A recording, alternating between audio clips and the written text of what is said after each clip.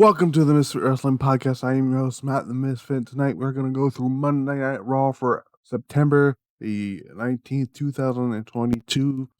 We got a lot of stuff to go through. We got a United States Championship match that opened Raw between champion Bobby Lashley and Seth Rollins. We had Bayley and Alexa Bliss in the main event. We had the Kevin Owens show again with Kevin Owens putting on another banger with Austin Theory. We had the continuing story between The Miz and his stalker, Dexter Lumis, who is at it at abducting people again. And we have more stuff on the White Rabbit teases. They continue. I'm going to start with that stuff on this episode of the podcast because that may be taking a majority of this show. So, if you like what you see here, hit the like button, subscribe, comment down below, and hit the bell notification if you want to. Follow me on Twitter at Misfit Wrestle TV. And if you want to follow the Facebook page, look for the Facebook page. It's Misfit Wrestling Podcast. Somewhere up there. It's anywhere up there.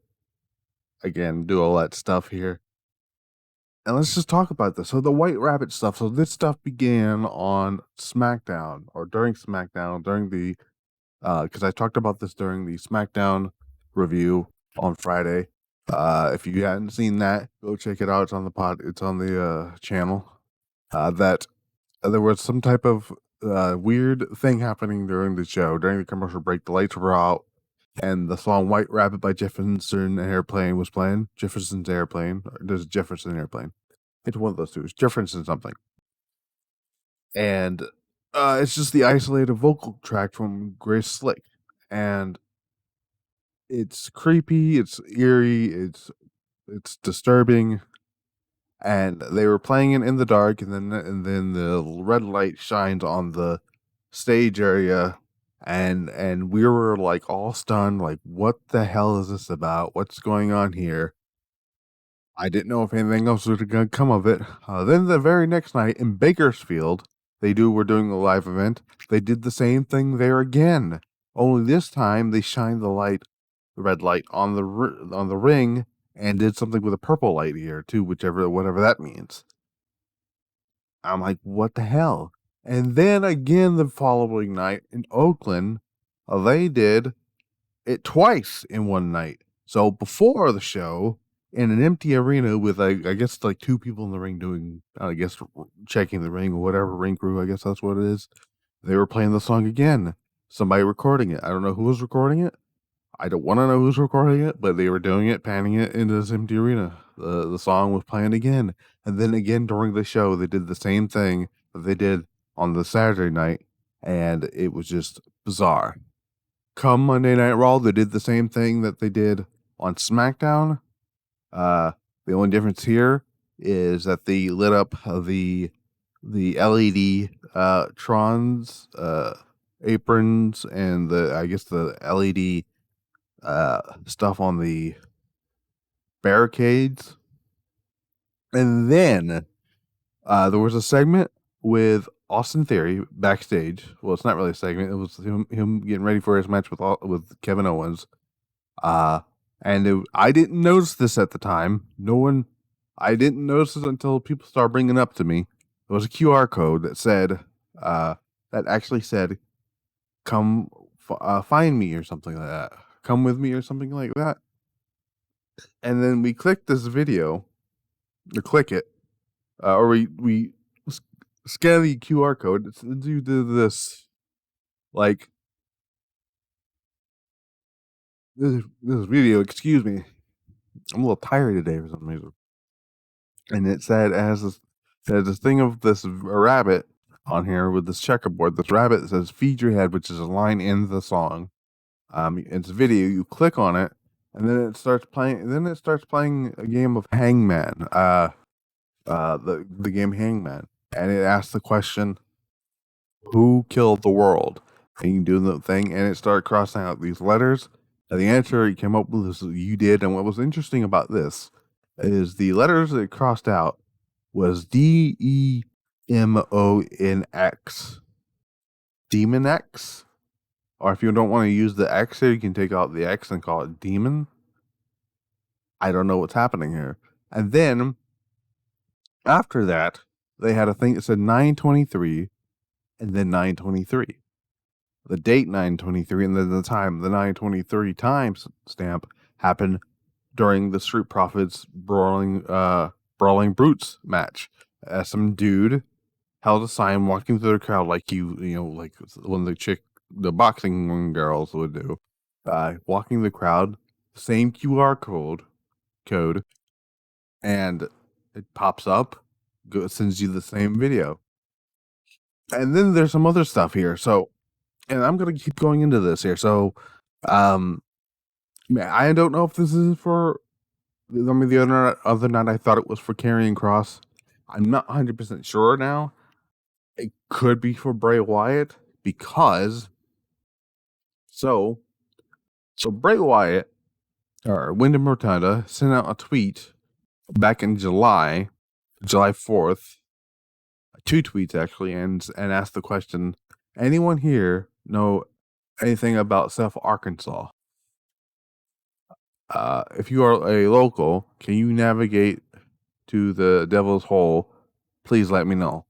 Here's the thing: South Arkansas doesn't exist. It's not really. It's a nothing town. It don't mean anything. It's people. Some people did some digging here, and which is interesting here. So shout out to at Blessed Bobby on Twitter. For I saw this here. So let me click his tweet here. So I'm gonna tweet this here. So, or not tweet this here. Read his tweet here. So, I'm gonna use his Twitter here. So, bear from me here. This. So he tweets out, "Hear me out about the White Rabbit, Part 1." It's a thread tweet, so that's why it says Part 1 on Twitter. Like I said, I said what Wyatt had said about the South Arkansas thing.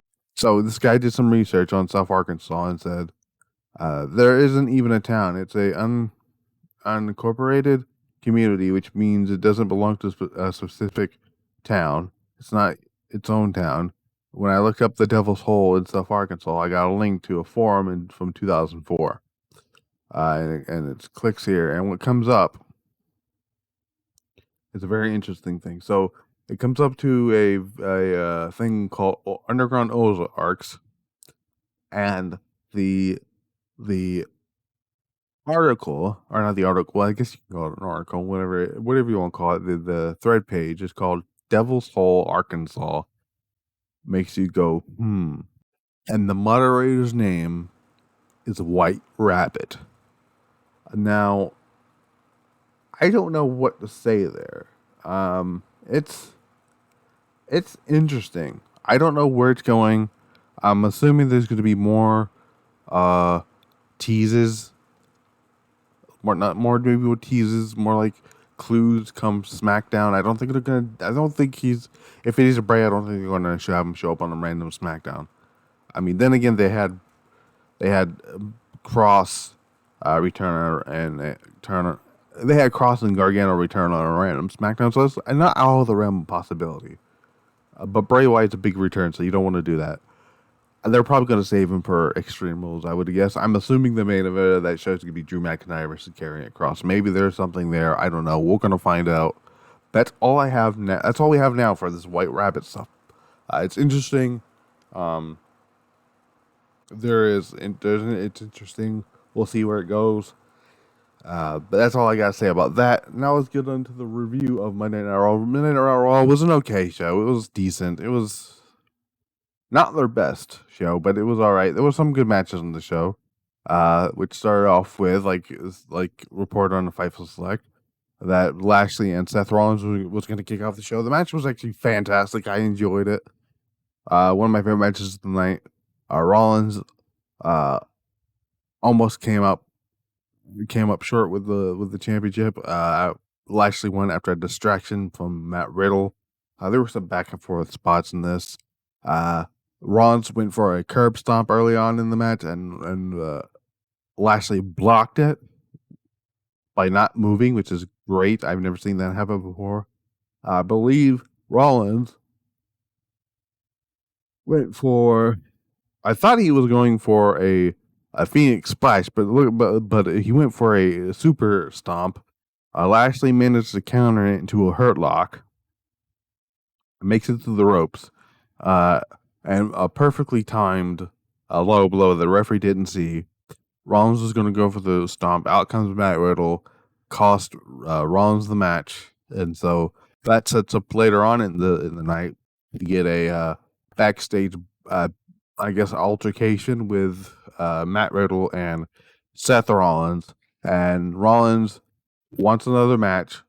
Or Rollins gives Rollins his match. He says, "Name the time, the place, the match, whatever." And Matt Riddle said he wants him at Extreme Rules in a fight pit. So we're gonna get the fight pit from NXT. That's gonna be fun. I will also talk about Survivor Series after I go through the review. I did forget to mention that at the start of the show, but I'm gonna go to that at the end of the show here. So that's what we have there. That was that. There was that. Then we had a Damage Control video package about them winning the tag team titles last week.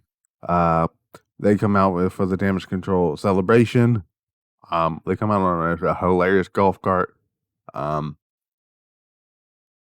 So Bayley is from who's in their hometown.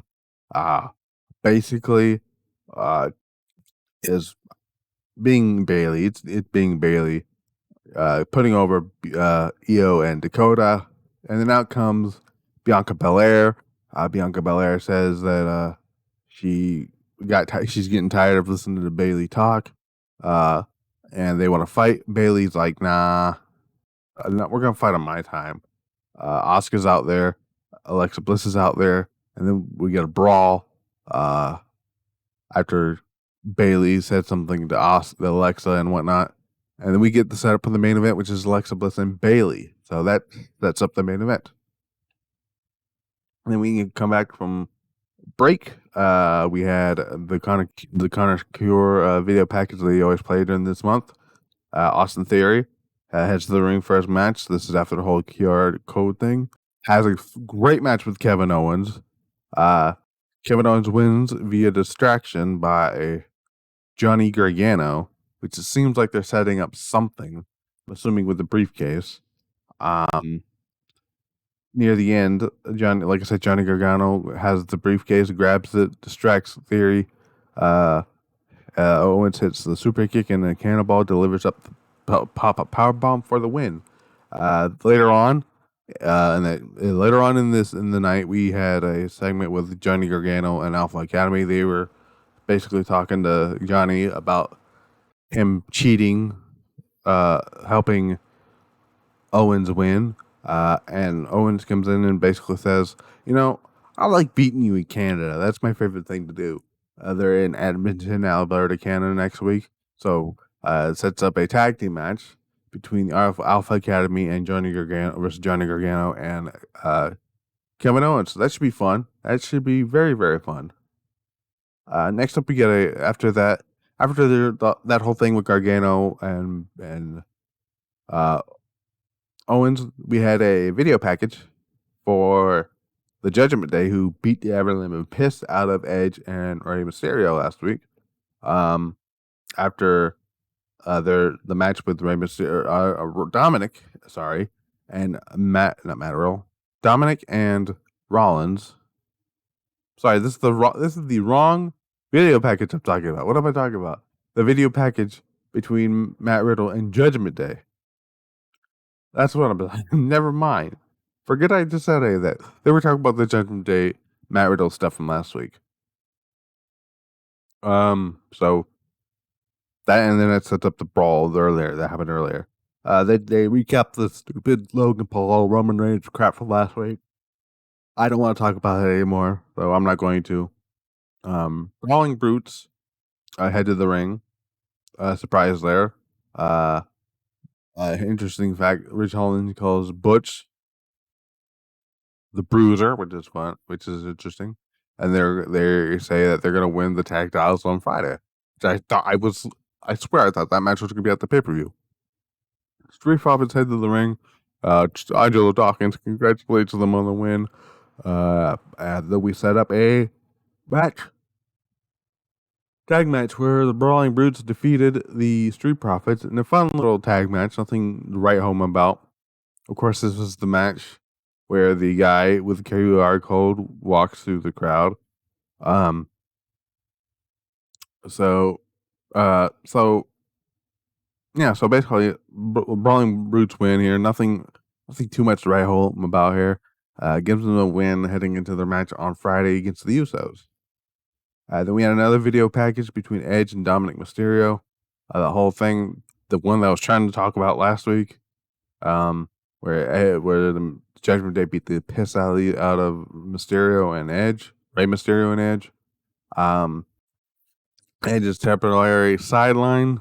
He'll probably be back for Elimination Chamber. I'm assuming, not Elimination Chamber, Extreme Rules. I'm assuming it's going to be Dominic and Rhea versus Edge and Mysterio? Question mark?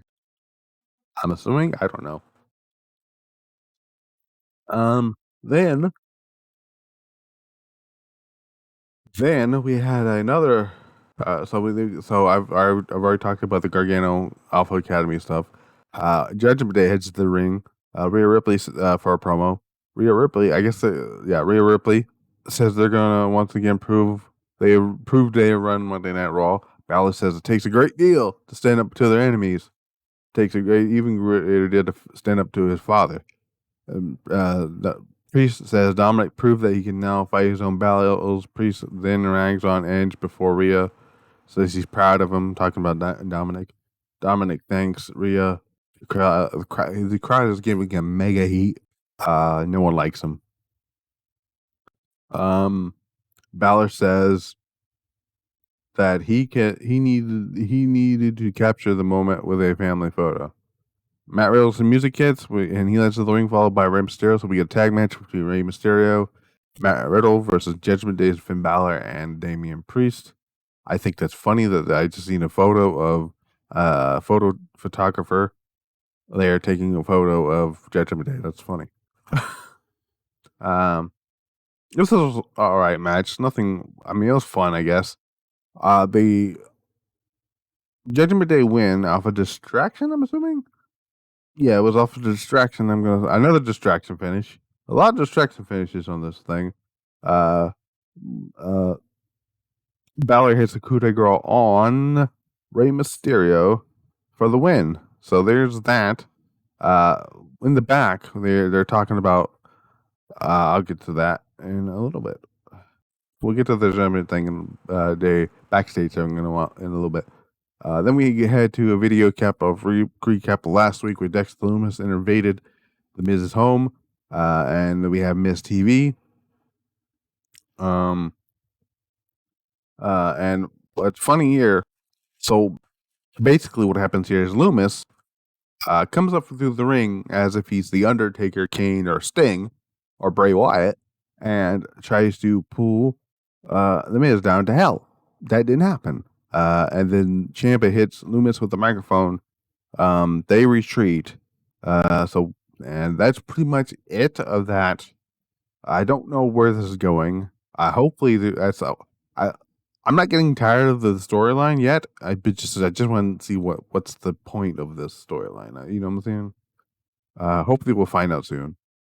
Next week we find out. Like I said, next week we're gonna have we are gonna have the Alpha Academy versus Owens and Gargano, and I believe there was another match announced for next week.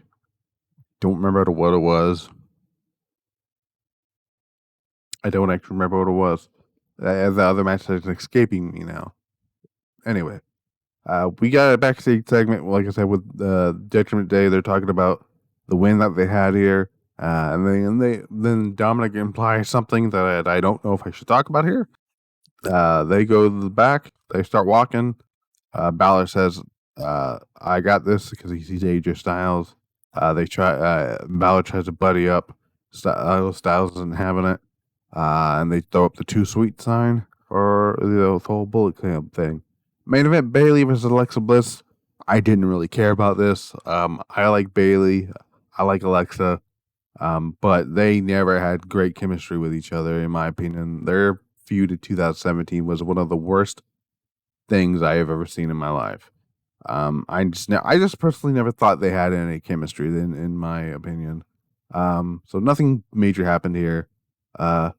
Bayley win again via distracted after Io and Dakota distracted the referee, and Bayley hits the rose plant for the win. And then afterwards, Damage Control beats the holy hell out of Bliss and on Asuka and Bianca, and Bayley challenges Bianca to a championship match at Extreme Rules. I'm assuming that's going to be made official in a few hours, maybe tomorrow. Who knows? But yeah, that was Monday Night Raw. Not a great episode, but not a bad episode, but not a fantastic episode like in previous iterations. I'm enjoying and intrigued with the White Rabbit stuff. That will happen. We'll see what happens there on SmackDown with that. With SmackDown, so I'll go through that stuff here. And then something else. Like I said, I forgot to mention this during the top of the show, which is there's going to be Survivor Series again this year. The only difference this year is to have War Games. So I'm excited for this. I knew the second Triple H was going to get involved, the head of creative, and was in charge of writing the shows. The War Games is going to be moved to the main roster eventually. Even if it wasn't this year, it was going to happen eventually. I'm glad it's happening this year. It's not going to be your brand versus brand Survivor Series anymore. It's going to be storyline driven. Is what Triple H said. You got one. It's going to be 2 War Games matches. You got the men's and the women's, like he would do in NXT. What they replace War Games down in NXT with. I have a suggestion. I'll talk about that in a second. Who I think should be in the men's and women's War Games matches. Here are my predictions for the match. If you're going to do 4-on-4, my prediction is if take Sammy. At this point, you can have Sammy already out of the bloodline, and you can do Roman, the Usos, and Solo Sikoa versus Kevin Owens, Sami Zayn, Seth Rollins, and Drew McIntyre. If you want to do that. Or if you want to do the 5-on-5 thing and keep Sammy in the bloodline, and this is how Sammy gets turned on by the bloodline, you can do, like I said, the Roman, the Usos, Solo, Sikoa, and Sami Zayn versus Kevin Owens, Seth Rollins. Who else did I say that was going to be in this match? Drew McIntyre, and you got 2 other guys. And in this one, I would put Braun Strowman and Shinsuke Nakamura. Shinsuke Nakamura is probably an interesting one because Nakamura has history, has unfinished business with Roman Reigns and the Bloodline, because the Bloodline cost him his chance. I had a shot at the Universal Championship last year for a shot to face Roman at not SummerSlam. What was it? The Royal Rumble last year. So all that lines up perfectly. That's what I would do for the women. Obviously, you're gonna have Damage Control in there. You're gonna have the 2 veterans of War Games in that match. Obviously, Io Sky and Dakota Kai, Io Shirai and Dakota Kai rather, have been in every women's War Games since the inception of the women's War Games was introduced in 2018, I believe. 2019 when they first did it. And again, if this go, and again, I think they're gonna do the 5-on-5 thing. Like I said, I would have Damage Control, Bayley, Io, and Dakota, and the team members I would have. You bring back Dakota, you bring back Sasha Banks and Naomi. There's your other team right there for your heel team. And then on the females, the face side, you have Bianca, you have Alexa, you have Asuka, you have Becky Lynch, and you have Liv Morgan. I put Liv in there because by this time I don't think Liv Morgan's going to be in the title picture anymore. I think she's going to be long gone out of the title picture at this point. Because I think Ronda's going to win the title back at Extreme Rules. That's how I would do it. But I'm excited for War Games. War Games is on the main roster at Survivor Series, nonetheless, is way overdue. I trust Triple H to do it because have enjoyed some of the. I didn't really enjoy last year's War Games, if I'm being honest. I don't know. Maybe it's because I just don't like I just don't like 2.0. It's probably what it is. I enjoyed the first War Games when they brought it back, which was the one with uh the Undisputed Era versus Sanity versus Authors of Pain and Roderick Strong. I enjoyed. I wasn't one of the very few that enjoyed 2019's War Games match. Or no, was it 2018's War Games match? It was 2018's War Game match. I was one of the very few that I enjoyed that match.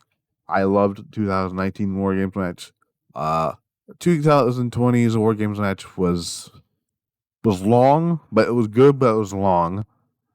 For the women's one, I think the best one they had. I think the best one they've had was 2020. Even though I don't think the right team won, but the wrong person pinned Io. If in my opinion, I think Tony Storm should have pinned Io, but that's just me. Um, uh, I want to tell you what my favorite War Games match of all time is. Now, I know some of the people are going to say like 86 or 88 War Games. The 80s War Games with the Horsemen and stuff.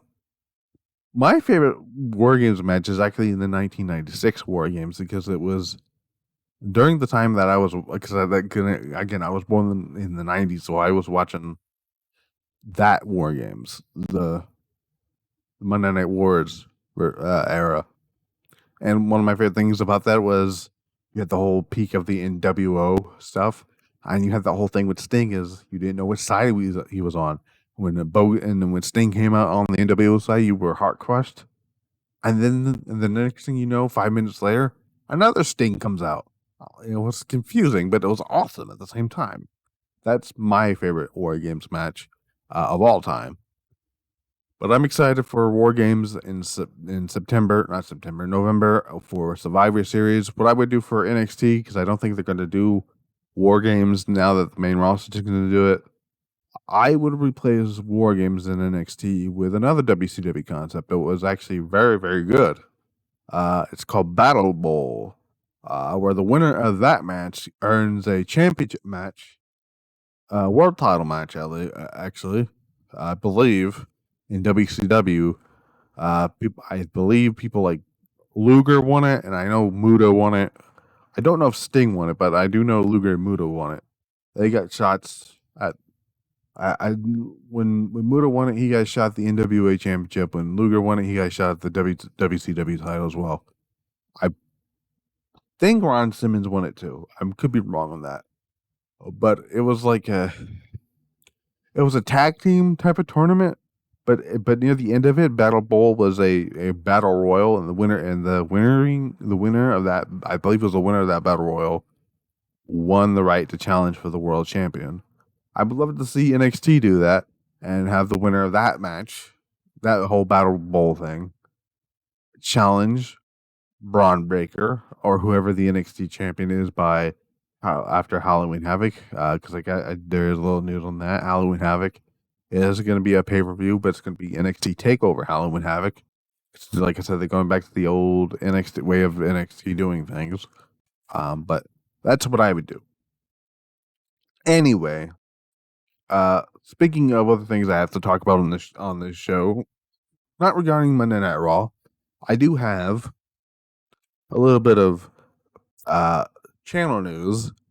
So I did confirm the other night. I think it was Friday Night SmackDown. I confirmed that I will be doing reviews for older pay-per-views. And so far it's a tie. So far it's a tie between three. So I chose 3 shows, 3 events. Right now they're tied. Right now they're tied. They may, if one of the guys gonna vote for them or not. right now. So I have, and for the month of November, whatever pay-per-view took place in the month of November is what I'm going to review for over instead of Crown Jewel. So we have WCW World War III in 1996. We have Survivor Series 2002, which is my favorite Survivor Series. We have ECW's November to Remember 1999, which has one of my favorite matches on the show, which is Jerry Lynn versus RVD for the TV title. Then we have another one of those underrated Survivor Series events, Survivor Series 2001, which is the end of the Alliance feud that went complete to shit. So there's that. If you guys want to vote for that, it's up there. If you guys want to vote for that, you can. I'm actually going to leave a link to the voting of that in the description if you guys want to look that up. Please vote for that. I want to do these for anytime I want if I feel like it. I might even do one for an anniversary of a show or whatever. I might do something for WrestleMania. To the road to WrestleMania. Who knows? We'll see what happens with that. But that's all I have here for tonight. Like I said, Raw was Raw was okay. It was not the best.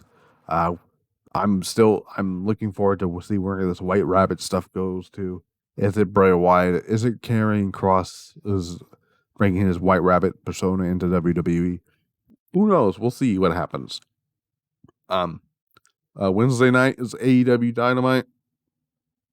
I may do something for Rampage. I'm not 100% sure. It is a big show. I may make an occasion. I know for the Grand Slam stuff. I'll figure that. I'll decide if I want to do that or not. If I feel like it. If not, I will just do SmackDown.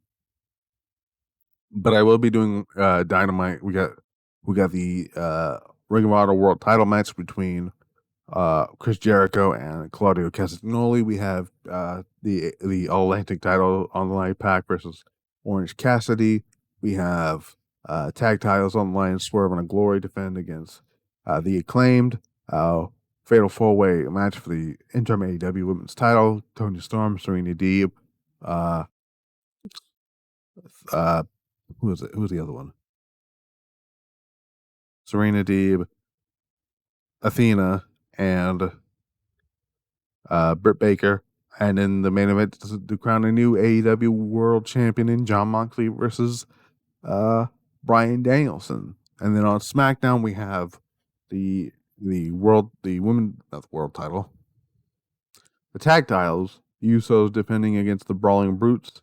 I would not be opposed to putting the titles on the Brawling Brutes, but I don't think the Brawling Brutes are going to win. So who knows what's going to happen there. But yeah, that's all I have for this episode of the Misfit Wrestling Podcast. Thank you for joining me. As always, please hit the like button, subscribe, hit the bell notification to make sure you get all the videos that come up out of this channel. Follow the Twitter at Misfit Wrestle TV. Look us up on Facebook. Please make sure you look at the poll for the retro pay-per-view. On Twitter, like I said, it's World War III 96, November to Remember 99, Survivor Series 2002 and 2001. So vote for one of those. I look forward to watching one of those shows again because I love those shows. And who knows? I might even go further in the back of that, depending on how well I want to, you know? Anyways, peace out. See you guys for Dynamite, and I will see you Wednesday. Peace.